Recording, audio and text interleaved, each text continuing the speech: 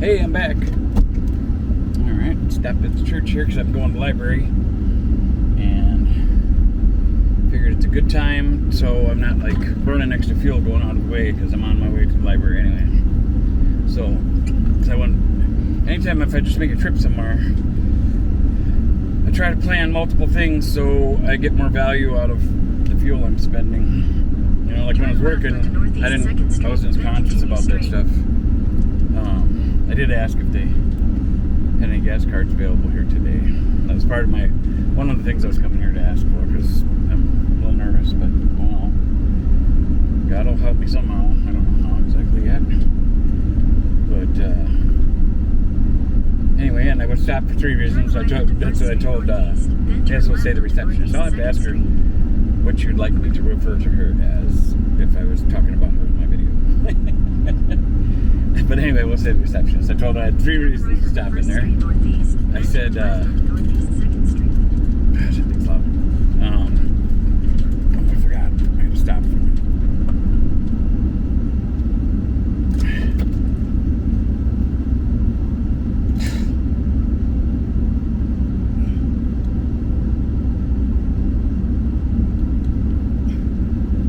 Okay. Whew. Kind of hard on my back. I had a little rechargeable fan clamped behind me, and to be efficient, seeing as I'm driving somewhere, I've got the dash heat on full blast, even though it gets hot up here, and I turned on a fan so it'll blast more heat back there to heat up the whole camper quicker, so I'm burning less diesel with the diesel furnace. And actually, I should almost shut that off right now before I drove, but it's been so cold again. We're down to single digits again, and I get a little nervous about that because if I keep it running, the diesel fuel keeps moving. It seems like, and with the heat from the diesel heater itself staying warm, keeps the line warm and everything, and it seems like everything stays fine. Last winter, during a cold spell, it got accidentally shut off at one point, and when I tried to get it going again, it was tough going, boy. The fuel gelled up. I think the fuel and the line like gelled up a bit. And I can't remember. I think at that point, because I'd had that problem once before.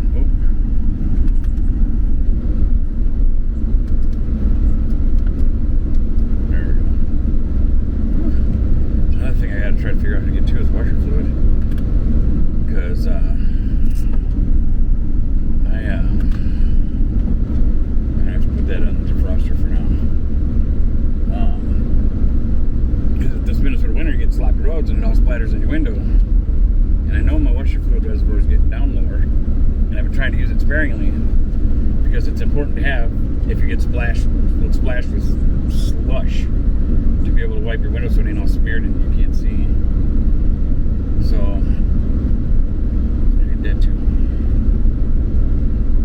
Oh, I wish the Lord would just give me some real strong guidance what I'm supposed to do.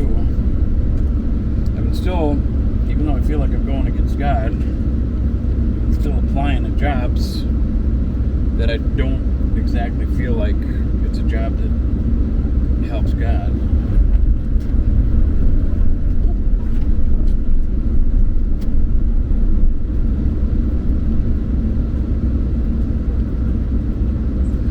I made it across that part of the freeway or highway. Now I gotta wait for these other cars to go by.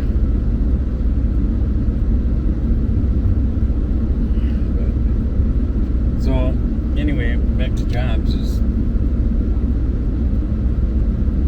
weird. I know it may sound weird to some people, but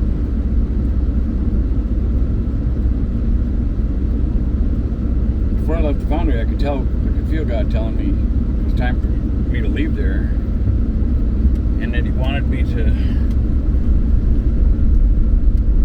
Well, part of it was me wanting to come up to Forest Lake, but I believe it was God too. And I know part of it was me because this is what I'm familiar with. I feel more at home up here. I feel more peace here, and it has helped me heal a lot.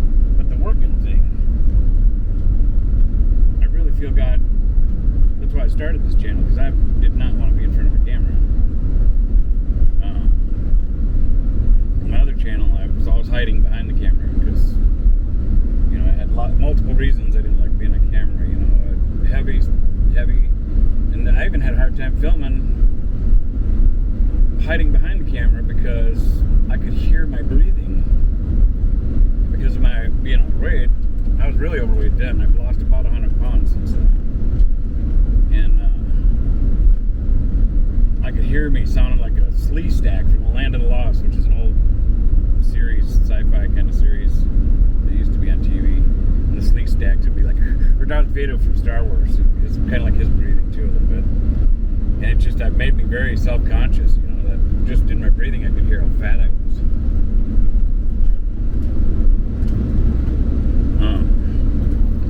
So yeah, I didn't want to be in front of a camera. Love my personality. I love who I am as a person and a soul. But yeah, when God told me he started wanting me to talk about him more and share him more, that's why this channel is going right now. I wouldn't have done it on my own. I would have probably stuck to my other channel. That's got 801 subscribers at the moment. I haven't put many videos on it because I've been focusing on this one because God told me to do. They didn't tell me to focus on the channel. They told me, you know, he wanted me to start talking about it. And I had told God that I thought I was losing my noodle. You know, my mom just died. I had all this other trauma happening in my life. My family all getting crazy and mean and backstabbing and cutthroating, and then I started that newfound job and stuff. And then God started talking to me while I was working. Before, he'd always given me signs and stuff. This time, he was talking to me. It wasn't, you know, a big, like from the movie Moses. It wasn't a big dark voice come out of the sky or something. And, you know, it wasn't like that. It was all being spoken to me in my mind, and it wasn't my thoughts. Like, you know, I don't know how to explain it. I'm not crazy. I thought I might be at the time. I thought I might be losing my noodle because everything I was going through. But this God told me I wanted to start talking about him, so I told him. People might think I'm crazy, and he said it's okay. You'll always have me. And I knew he was right. The flesh side of me didn't like that because, you know, I live in a world of human beings or whatever, and a lot of people like me and stuff. So at that boundary, I started talking about God more. I was nervous at first, wondering if people were going to think I was a weirdo. I first told my sister, my stepsister. She kind of freaked out a little bit when I told her what everything God said to me. And I told her I didn't know if I was losing my noodle or what, you know, because I had so much stress and emotion going on. And that was kind of a weird deal too. She got kind of freaked out, and I don't know, it didn't last long there, but she got kind of squirrely on me. But I love her. I wish her the best. You know, I don't like that my family's gotten squirrely and stuff. You know, I wish them all the best and pray that they have good lives and become better people. Forgive them all for all the not nice things they've been doing, and hopefully God will help show them the way, or you know, and maybe later on down the road, maybe if they really found themselves or whatever, found God. I mean, you know, maybe we'll get to share more time together before we leave this life. If not, well, it is what it is. My thing in life right now is I ain't no spring chicken either. I'm 57, and in the years I have left, and I hope it's a long time that God blesses me with, I want to have an enjoyable life and share love and peacefulness and good times and laughter, dancing too. I like dancing. And good stuff, you know. I want to have good stuff around me. I don't want to be around negativity or people that try to knock other people down, you know, kind of how misery loves company, they say. And anyway, so people are getting impatient because I'm in a camper and I'm going slower because the roads are all slushy and slippery. But they can just drive around me if I'm going too slow. I would rather stay on the road, especially since this is my house and my everything, and I'm in a rough situation right now. It's not like I have a bank account backup or something, you know.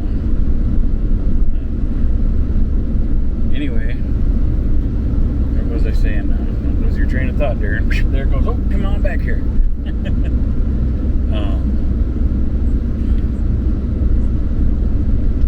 So yeah, that's what this channel started for. You know, I definitely am getting a little more relaxed with the camera, especially when I do these videos when I'm driving. It's a lot easier for me because I have to focus on the road, and I can talk. Even though I know I'm talking to you, I don't feel the camera staring at me as much because I gotta drive. And I've even noticed from doing it this way, I'm getting more used to looking at the camera too, and stuff. Now in person with people, I'm really good. I don't know why a camera is so different, you know. And maybe it's because of my weight and stuff still or something. I don't know. And I do notice that I try to, not so much when I'm driving, but when I'm trying to film other stuff, I try to keep the camera up a little higher so my big gut isn't visible. But anyway,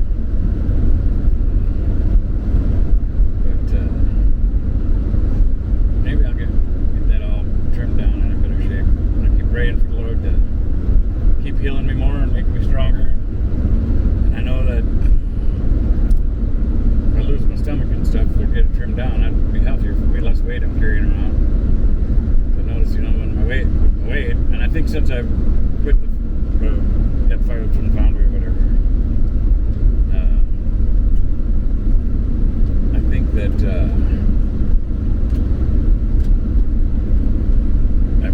I'm pretty sure I might have put on some more weight. You know, maybe food's kind of become a little bit of a comfort thing again. I've been trying to watch it, you know, so I ain't like just gorging on stuff or something. Of course, I can't afford to gorge on stuff anyway. But I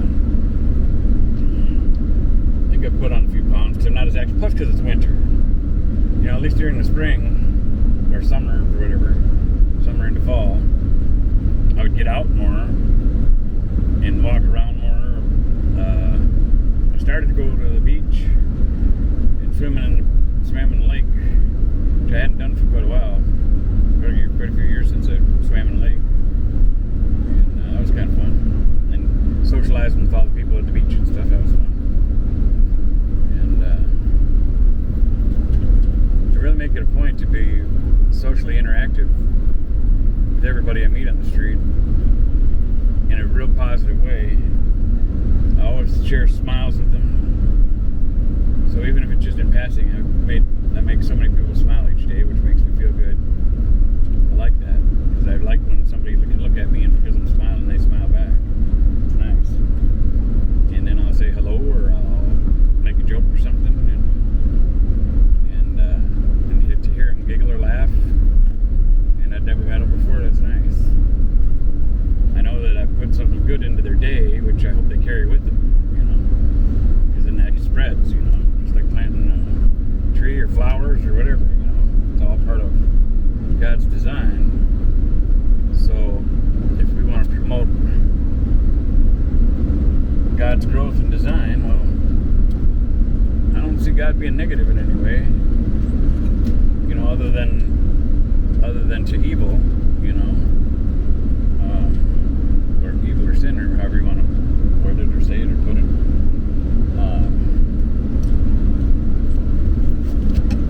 That's another thing I don't like about being heavy. I gotta suck in my gut when I take that seatbelt off.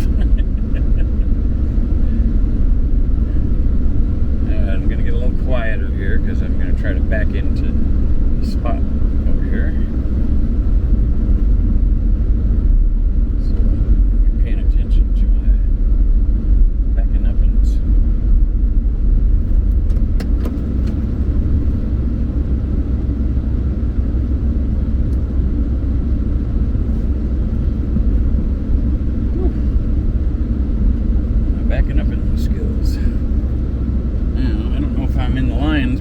Snow on the ground. Normally I use those lines to make sure I'm perfectly in the spot. But up here in Minnesota territory, when you get a snowstorm, you can't see them there lines anymore, you see?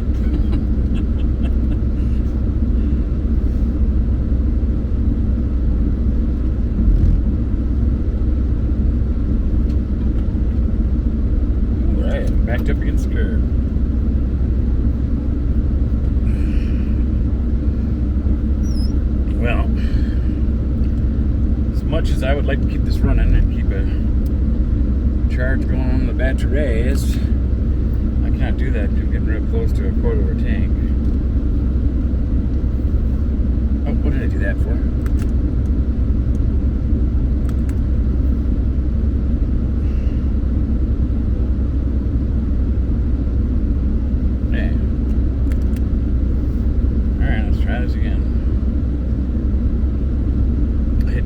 What happens when I turn the power off, the screen popped up and said, you know, it's going to automatically shut off in 15 seconds, and then I hit cancel. I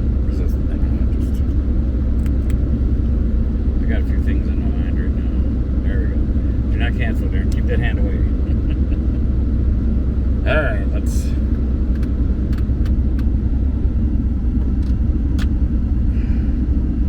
Alright, let's shut it down. And we're at the library. Thanks for watching this ride with me here. This slightly snowy morning in Minnesota. God bless you. Like with a thumbs up. Pow. Well, I don't think they have that on Rumble. I don't know. But like it. Subscribe if you would. Doesn't cost nothing. And it helps this channel grow. And if you can think of anybody that you'd like to share this video with, or you might like one of my other videos, if you look at the titles, you might find one that grabs you. Even though I got goofy titles on some of them, I don't know what to title stuff sometimes, so I just kind of listen to a little bit I'm talking about, and then I'll title it to go with something like that or something. I don't know, but I'm just winging it here and being me. But otherwise, yeah, you can think of somebody to share something with that somebody might help somebody, or they might relate with it. That'd be awesome. And I hope you come back to watch another one. Thanks again. God bless you.